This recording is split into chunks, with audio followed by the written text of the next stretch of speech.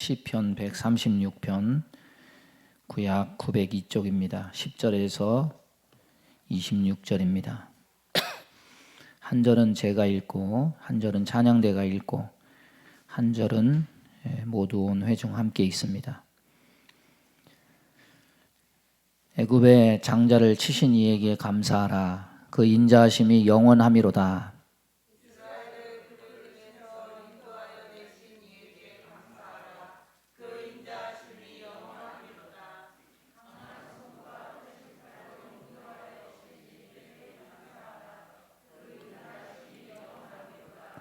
홍해를 가르신 이에게 감사하라. 그 인자하심이 영원하미로다.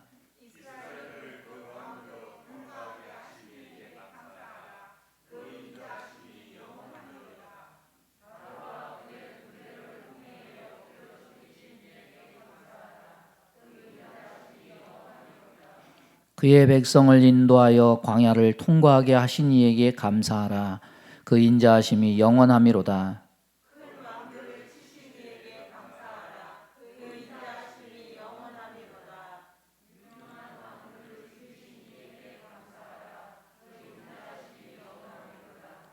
아모리인의 왕 시온을 죽이신 이에게 감사하라. 그 인자하심이 영원하미로다.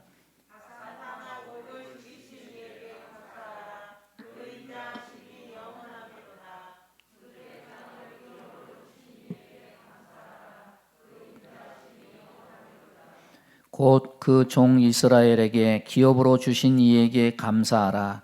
그 인자하심이 영원하미로다.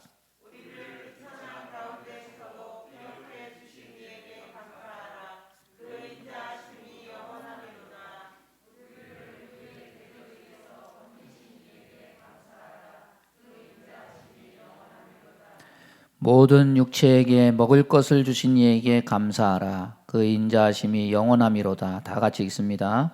하늘의 하나님께 감사하라. 그 인자하심이 영원하미로다. 아멘. 이 시간 말씀에 은혜 달라고 우리 다 같이 마음을 아파여 기도합니다. 하나님 아버지, 오늘도 주의 생명의 말씀 우리에게 주실 때 우리의 마음에 보약이 되고 양약이 되고 기준이 되고 소망이 되게 하여 주옵소서.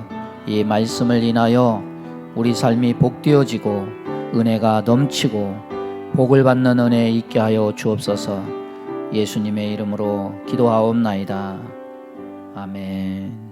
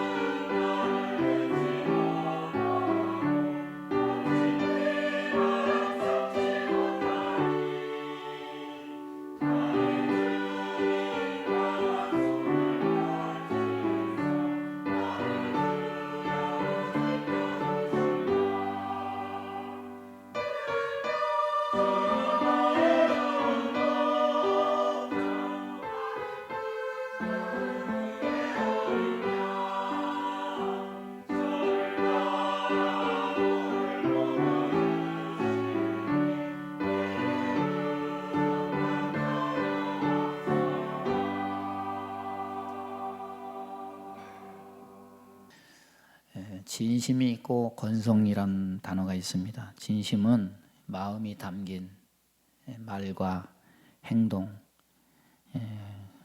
그걸 보일 때 진심이라고 하고, 건성은 마음이 없는 거죠.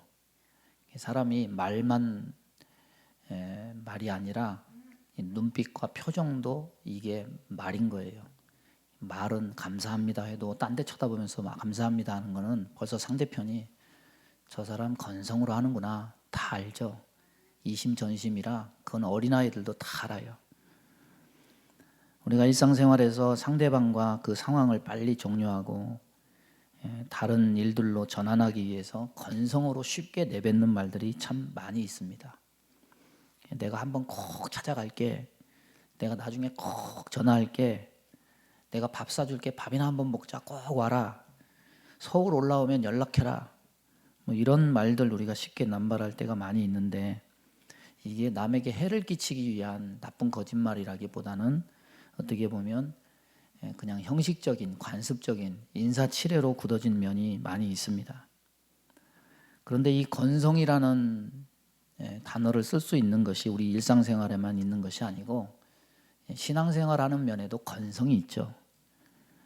가장 건성이 뭐냐면 성도와 성도 사이에 뭔 일이 생기면 기도할게요.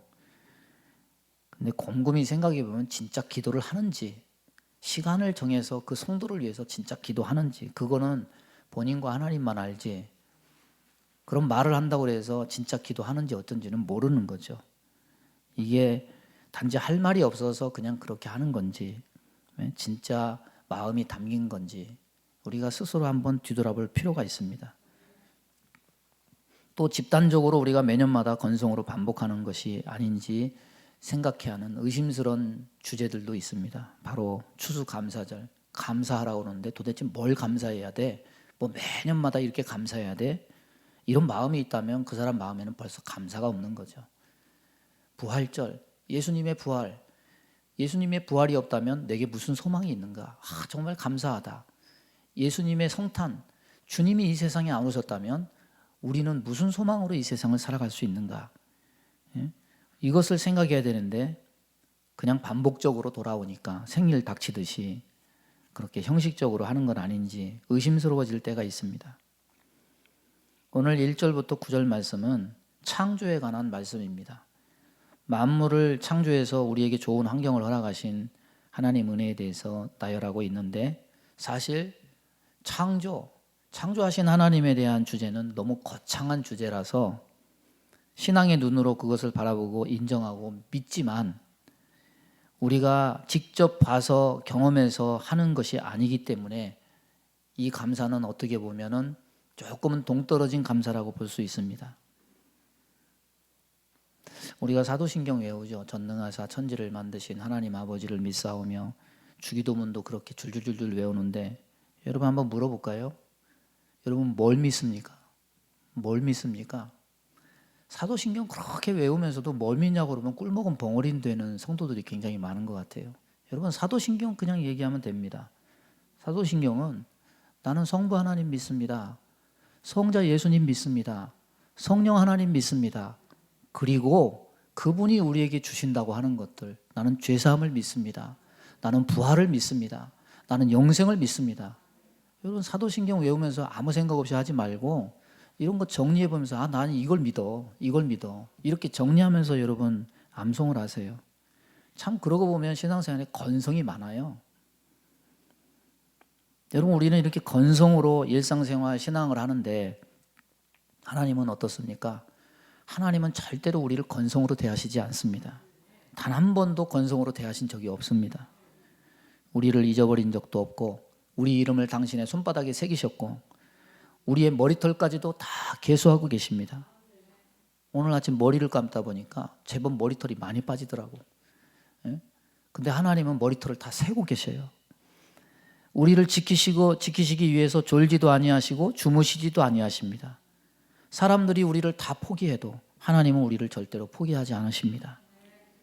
아무리 쓸모없는 존재같이 된다 하더라도 꺼져가는 등불도 끄지 않으시고 상한 갈대도 꺾지 않으시듯이 우리를 소중히 진중히 대하십니다. 아니 우리뿐만 아니라 우리가 하찮게 여기는 참새 한 마리라도 땅에 함부로 떨어지지 않게 하시고 세상에 있는 사람들의 발에 치여서 어디론가 멀리 날아가는 돌멩이 하나라도 하나님은 있어야 될 곳에 있게 하십니다. 오늘 10절부터 이어지는 감사 고백은 하나님이 우리를 향해서 진중하게 대하시는 하나님의 보호하심에 대해서 언급하는 이유 있는 감사의 고백입니다. 그런데 이 고백들은 체험 없이 아무런 감흥 없이 그렇게 건성으로 하는 고백이 아닙니다. 이 감사는 적어도 눈으로 보지 못한 사실에 대한 감사가 아니라 눈으로 보고 손으로 만지고 체험한 사실들에 대한 감사고, 건성으로 감사하는 고백이 아니라 극적이고 감격적인 체험적인 경험에 기반한 감사를 여기 적고 있습니다. 진정한 감사는 막연하지 않습니다. 성경에 감사로 제사 드리는 자가 나를 영화롭게 할 것이다 말씀하고 있습니다. 오늘 이유 있는 진정한 마음이 담긴 감사를 통해서 하나님께 영광 돌리는 저와 여러분 될 수 있기를 바랍니다. 첫째는 1절부터 9절의 상황을 연출하시는 분은 항상 하나님만으로 나타납니다. 천지 창조하실 때 사람은 없었고 하나님만 계셨습니다. 그 상황은 우리가 머릿속으로 성경을 읽으면서 미루어 짐작할 뿐이지 그걸 본 적도 없고 우리가 옆에서 참관한 것도 아니기 때문에 그렇게 긴장감이나 극적인 장면이 떠오르지 않습니다. 그러나 10절부터 이어지는 감사는 다릅니다. 이건 다 경험되고 체험된 겁니다. 10절 애굽의 장자를 치는 상황, 죽음의 천사가 칼을 들고 죽을 자를 찾아다니는 긴박감, 긴장감이 감도는 상황입니다. 어린 양의 피를 문설주에 바르는 집에는 죽음의 천사가 그 피를 보고 6월 넘어가지만은 그 피가 없는 집에는 죽음이 들어오지는 그런 상황입니다. 애굽 사람의 집에는 통곡 소리가 나고 이스라엘 백성 집에는 안도의 한숨이 쉬어지는 그런 상황입니다.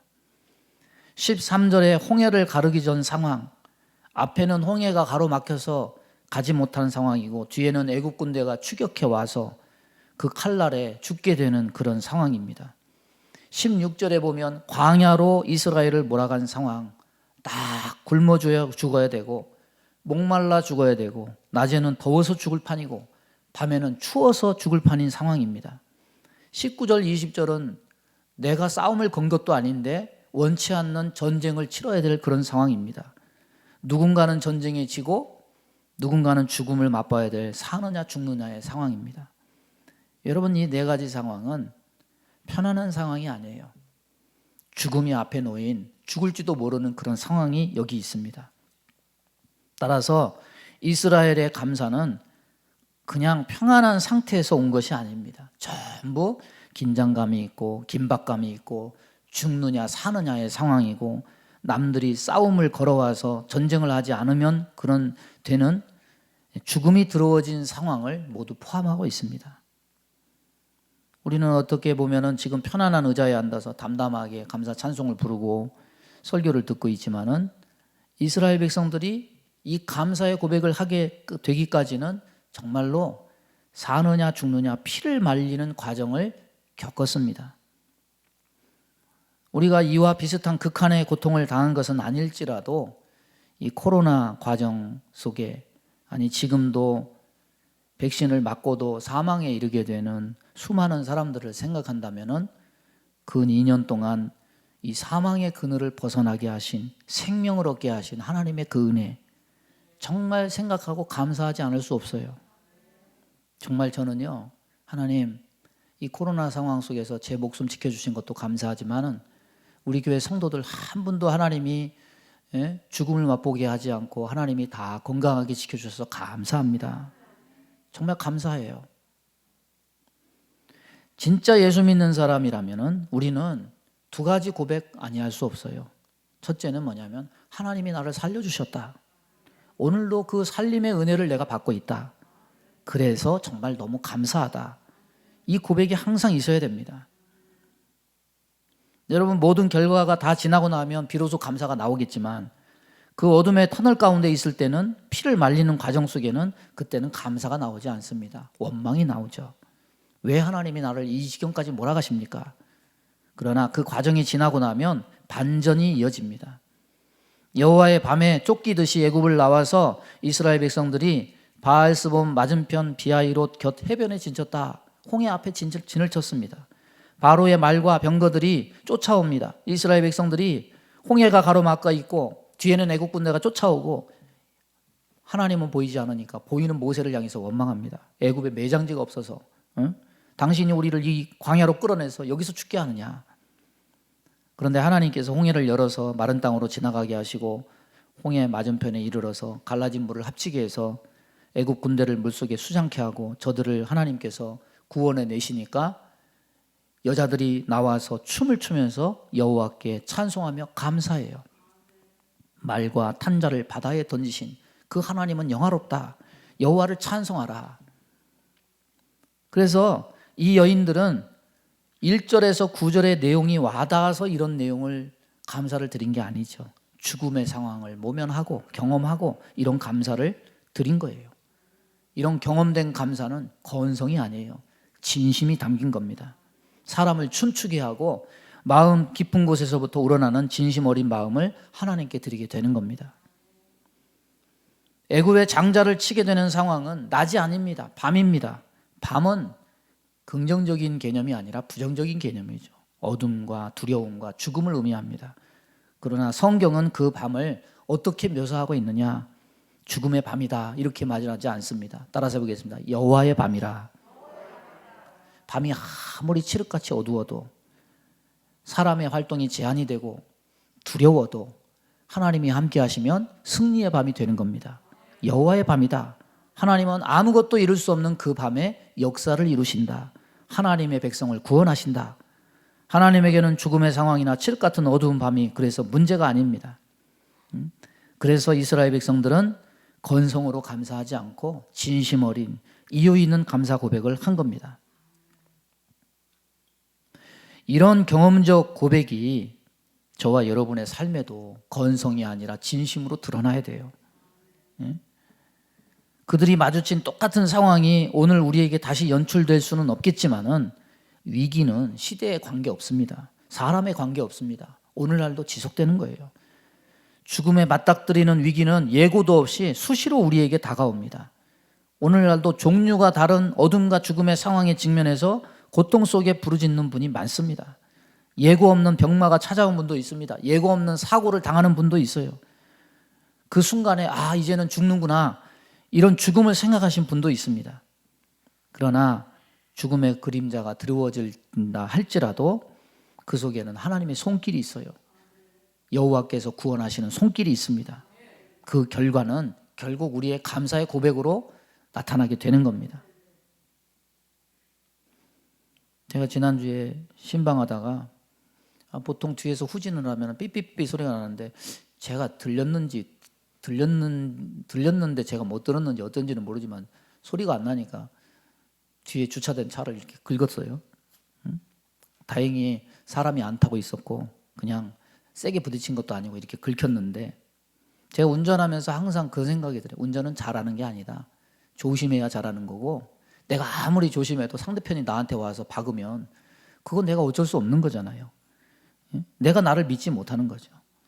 내가 주의를 인지하지 못하는 상황도 있는 거죠. 그런데 어쨌거나 사람도 안 다치고 오히려 감사가 나왔어요. 하나님 감사합니다. 사람 안 다쳐서 감사합니다. 여러분 우리는 분명히 알 수 있습니다. 세상에는 나도 모르는 사망의 그늘이 우리에게 엄습할 때가 있습니다. 많습니다. 그러나 성경은 우리에게 얘기합니다. 사망의 음침한 골짜기로 다닐지라도 하나님은 보호하신다. 하나님은 함께 하신다. 죽음의 위기 속에서 하나님은 당신의 백성을 구원하신다. 하나님은 움직일 수 없는 칠흑 같은 어두운 보통의 밤을 당신의 백성을 구원하시는 여호와의 밤으로 바꾸신다. 그래서 어려움이 있더라도 그 어려움 속에 하나님을 찾고 감사를 회복할 수 있다면 그것은 얻는 겁니다. 그것은 복이 되는 겁니다.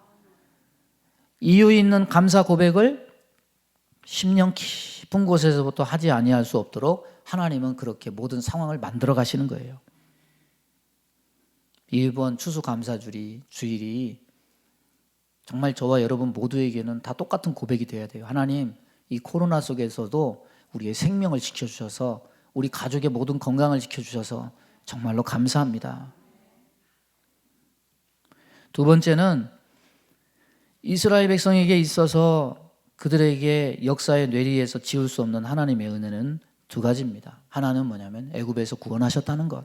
또 하나는 뭐냐면 아무것도 없는데 가나안 땅을 소유로 주셨다는 것. 이스라엘 민족은 그 당시 여러 나라와 민족이 먼저 존재해 있었던 상황에서 보자면 출발이 굉장히 늦은 겁니다. 애굽은 대제국이 되어 있는데 이스라엘은 나라도 못 이루고 남의 나라의 노예가 되어 있는 상황. 이스라엘이 무주공산인 지역을 그냥 땅만 밟아서 국경을 그은 것이 절대 아닙니다. 애굽에서 나와서 하나님이 주신다는 땅을 찾아갈 때 그들이 차지할 땅은 이미 주인이 있었고 자기들이 경계로 삼을 땅은 없었습니다. 세계 모든 강국들이 각자 자기 땅을 차지하고 있었습니다. 너무 늦게 역사에 등장해서 아무것도 얻지 못할 것이라고 생각했던 이스라엘, 그 이스라엘에게 하나님은 땅을 주시고 기업을 주시고 소유를 주셨습니다. 오늘 21절 22절에 그들의 땅을 기업으로 주신 이에게 감사하라. 그 인자하심이 영원함이로다. 곧 그 종 이스라엘에게 기업으로 주신 이에게 감사하라. 그 인자하심이 영원함이로다. 태어날 때부터 손에 움켜쥐고 태어나는 사람 아무도 없습니다. 다 태어난 이후에 가지게 된 소유예요. 한 민족이 거주하는 땅이라 할지라도 영원히 그 나라의 소유가 되지는 않아요. 한 국가의 국경도 영원하지 못하고 자꾸 시대가 변할수록 국경이 변해요. 한 사람의 기업도 늘든지 줄든지 자꾸만 변해요. 나라든 개인이든 소유에 대한 관심과 집착은 굉장히 상상 이상으로 강하죠. 이스라엘은 원래 자기 땅이 없는 민족입니다. 아브라함부터 자기 소유가 생기는 가나안 정착까지 약 500년이 걸렸는데 이 사이에서 이스라엘은 애굽에 내려가서 그나마 가졌던 소유마저 다 뺏기고 노예로서 소유가 없는 긴 세월 430년을 삽니다. 여러분 한번 생각해 보십시오. 자기 집도 없고 심어서 거둘 땅도 없이 500년 동안 노예로 살거나 광야에서 유리 방황하던 한 민족이 저 애굽과 같은 열강들, 가나안의 철병거를 가진 헷 족속, 키가 장대한 아낙 자손들이 거주하는 성을 파하고 어떻게 차지하겠습니까? 뭔 힘이 있어서, 뭔 능력이 있어서, 뭔 재주가 있어서. 이스라엘이 애굽 벗어나는 것조차도 그들의 힘으로도 능으로도 안 돼요. 이스라엘이 가나안을 이미 점령하고 있는 7 족속을 파하고 이기는 건 역시 그들의 힘으로도 능으로도 안 돼요. 그러나 그들이 가지게 된 것은 자신의 힘과 능력으로 된 것이 아니라 하나님이 하신 자신들에게 하신 약속을 이루셨기 때문에 저들은 그 땅을 소유할 수가 있었습니다. 내 것이라고는 몸뚱이 하나밖에 없는 민족이 출발이 늦어서 아무데나 땅을 정하고 살 수 없는 그런 상황 속에서 하나님은 땅을 주시고 자기 소유를 갖게 하셨습니다. 소유가 없는 민족이 소유가 생겼다. 이거는 많은 것을 의미합니다. 장막이 아니라 이제는 떠돌이가 아닙니다. 집에서 삽니다. 이제는 하늘에서 만나를 내려서 사는 게 아니에요. 땅에서 심어서 이제는 땅에서 나는 밀과 포도주와 감람류를 얻게 됩니다. 애굽에서 나올 때는 애굽 사람들에게 금은을 구걸하면서 그렇게 나왔는데 이제는 재산을 증식해서 떳떳하게 자기가 값을 치르고 금과 은을 제값을 쳐주고 당당하게 자유로 소유로 삼게 됩니다. 레위기에 보면은 레위기는 시내산에서 받았죠. 시내산에 보면 11조를 바치라 계명을 받았지만은 이스라엘이 11조를 바친 건 광야에서 못해요. 왜? 뭐 심는 게 있습니까? 거두는 게 있습니까? 언제부터 11조 들었느냐? 광야에 가서 가나안 땅에 정착한 다음에 소출을 심고 거기서 소득이 날 때 그때부터 11조를 드릴 수 있었던 거예요. 그러니까 개인적인 측면에서도 신앙적인 측면에서도 기업과 땅이 생겼다. 이것은 그냥 담담하게 건성으로 말할 수 있는 부분이 아니에요. 이것은 모든 것을 얻은 사람이 하루아침에 다 잃고 감옥에 들어갔는데 나오고 나니까 누군가 집도 주고 농장 소유권도 이전해 주고 통장에 두둑히 든 통장도 주고 먹고 살 직업도 주었다면은 이거 참 노안이 벙벙하고 그 감사함에 대해서 말할 수 없이 할 말을 잃지 않는 그런 감격적인 일이 아니겠습니까? 여러분, 어느 때보다도 소유에 대한 그런 집착이 강한 시대에 우리가 살고 있죠. 그러나 이미 다른 사람들이 많은 것을 갖고 있다고 생각해서 다 틀렸어. 내 소유는 없을 거야. 응? 이 나라는 부자들만 잘 살고 나는 없을 거야. 이런 생각 갖지 마세요. 낙담하여 살지 마세요. 다른 사람들이 이미 많은 역사와 경험을 가지고 진출해서 구석구석 포진하고 있어도 나같이 힘없고 실력 없는 사람이 갈 곳은 아무 데도 없다고 낙담하면서 절망하며 살지 마세요. 왜? 이스라엘이 그러했는데 하나님이 주시니까 저들은 소유와 기업을 얻었어요. 우리 교회 청년들이 소망을 가지고 살기를 바랍니다. 사람이 욕심만으로 되는 게 아니에요. 소유와 기업은 땅과 소유권과 경계는 누가 정하는 거냐? 사람의 능력이나 재주가 정하는 게 아니고 하나님이 정하시는 겁니다. 이스라엘의 감사를 살피면 우리는 그것을 발견하게 됩니다. 하나님이 작정하시면 많은 사람이 그곳에 가면 망해. 절대 안 돼. 만류하는 곳에 간다고 해도 그 사람은 하나님이 작정하셨기 때문에 됩니다. 그러나 하나님이 작정하시지 않으면 많은 사람들이 그곳에 가면 깃발만 꽂으면, 주인이 없어서 깃발만 꽂으면 내 땅이 된대. 그렇게 말한다고 해도 그건 절대 내 땅이 안 되죠. 왜? 하나님이 정하지 않은 거기 때문에.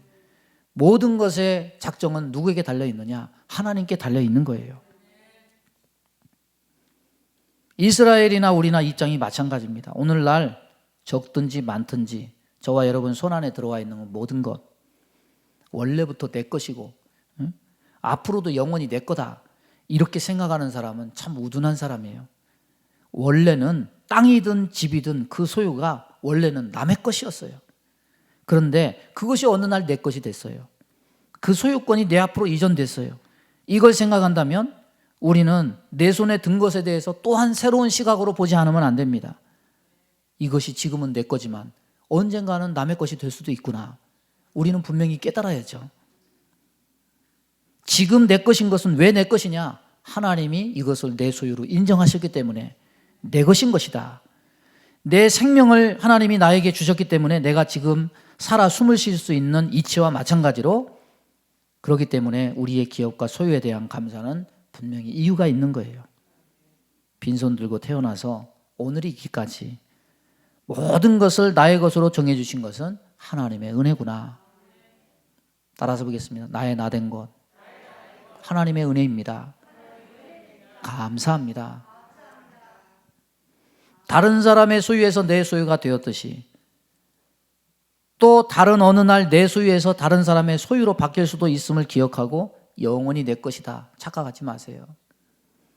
아무것도 없던 무소유의 이스라엘이 이미 소유하고 있던 가나안 백성이 다 망하고 이스라엘의 소유가 되었음을 기억하고 난 틀렸어. 이 세상에는 이 우리나라는 자본주의가 이제 극치로 돼서 이제 금수저가 아니면 안 돼. 이런 얘기 하지 마세요. 하나님이 정하시면 되는 거예요. 지금 소유하고 있는 것들에 감사하고 내 소유가 하나님의 정하심인 것을 기억하고 하나님께 그 감사의 이유를 드리는 저와 여러분 될 수 있기를 바랍니다. 세 번째는 무엇을 감사합니까? 오늘 25절에 모든 육체에게 먹을 것을 주신 이에게 감사하라. 저는 항상 식사 시간이 감사해요. 제가 항상 기도하는 게 있어요. 하나님, 이거 내가 심지 않은 건데, 내가 거두지 않은 건데 이걸 이렇게 쉽게 구해서 먹을 수 있게 해주셔서 감사합니다. 여러분 생선을 먹으러 바다에 나가서 여러분이 그물 쳐서 그거 얻었습니까? 여러분이 쌀을 먹기 위해서 논에다가 벼를 심어서 그걸 얻었습니까? 물론 돈 주고 사 먹는 거죠. 하지만 심는 것은 농부고 거둔 것은 농부와 어부들이에요. 마트에 가져다 준 것들은 유통업자들이겠죠. 사회가 각자 역할과 그것을 잇는 사람들에 의해서 거미줄처럼 연결돼서 서로 도와가면서 사는 구조로 돼 있죠. 그래도 신기하죠. 내가 심지 않은 것, 내가 거두지 않은 것, 내가 수고롭게 거기서 운송해 온 것도 아닌데 그걸 내가 돈 주고 쉽게 사와서 먹을 수 있다는 사실. 아, 이게 다 하나님의 은혜다. 하나님께 감사하고 또 그 일을 위해서 수고하신 분들 얼마나 피땀 흘려서 그 일을 했습니까? 그분들에게도 감사하죠. 오늘 136편을 보세요. 거대한 창조, 우주적인 단위부터 한 민족의 구원과 정착, 소유가 되고 땅을 얻는 그런 것부터 이제 맨 마지막에는 이제 구원의 백성을 넘어서서 일반 백성들의 사소하고 매우 작은 먹는 문제까지 다룹니다. 여기 보면 그냥 육체에게, 우리들에게 먹을 것을 주신 하나님께 감사 이렇게 하지 않아요. 따라서 보겠습니다. 모든 육체에게. 모든 육체는 구원받은 이스라엘 백성뿐만 아니라 이방인도 포함하고 있는 거예요. 예? 한마디로 말하면 큰 단위부터 시작해서 작은 단위까지 전부 다룹니다. 처음의 시작은 우주적이고 넓은 범위인 창조를 언급하기 때문에 우리는 그것을 체험하지 못했기 때문에 알지 못해서 건성으로 감사하기 쉽죠. 그러나 또 나에게 주어진 것도 아닌 이방인들의 식탁 위에 있는 사소한 음식 문제는 어떻습니까? 내 목으로 넘어가는 식물도 아닌데, 나와 아무 상관없는데 그걸 내가 왜 감사해? 소가 들에서 풀을 뜯어먹는 것까지 내가 왜 그것을 감사해? 그게 나하고 뭔 상관이야? 여기는 이런 감사가 아니에요. 하나님이 나만 감사하게 한 것이 아니라 하나님이 모든 이들에게 은혜를 주시는구나. 이기주의가 아니에요. 하나님의 은혜가 곳곳에 미치고 있음을 여기서 보고 그것을 감사하고 있는 거예요. 이건 오버된 친절, 오버된 관심이 아니에요. 어찌 보면 감사의 우리의 한계는 우리의 시각의 한계와 일치되는 점이 있습니다. 우주는 너무 방대해서 우리 눈으로 보이지 않아요. 작은 것은 또 작은 것이라서 현미경을 갖다 놓지 않는 한 우리는 볼 수 없습니다. 그런데 시편 136편은 체험하지 않은 너무 큰 단위에서부터 시작해서 우리의 영역도 아닌 사소한 작은 것에 이르기까지 진정한 감사 고백이 이어지고 있다는 거예요. 이것은 우리의 감사가 너무 제한적이고 건성인 영역이 많다는 것, 이것도 또한 우리가 알 수가 있습니다.